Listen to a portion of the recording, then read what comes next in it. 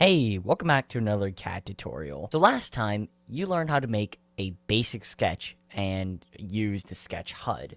So today, we're going to be continuing off of that and showing you how to turn your 2D sketch into a 3D extrusion. So, what you want to do first is obviously you want to finish your sketch. So now, I have my sketch that looks like this.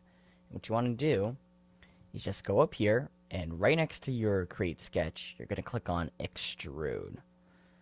And then you just click on the faces that you want to select. So right now I have both my faces selected, but you can also do one at a time. So I'm going to choose both here, and you can just pull this up and whoa, look at that. You got yourself a 3D looking keyhole. You could change this number to anything. So, for example, if I just do 70 millimeters, it will go to 70 millimeters.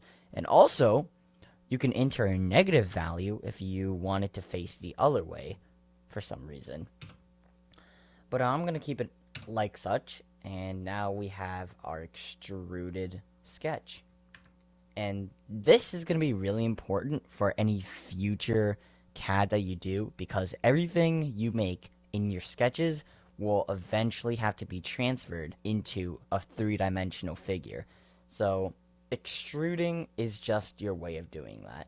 Now, obviously, there's much more to making your sketch what you want it to be, but that's going to be left for another time. Right now, that is all you need to know about extruding.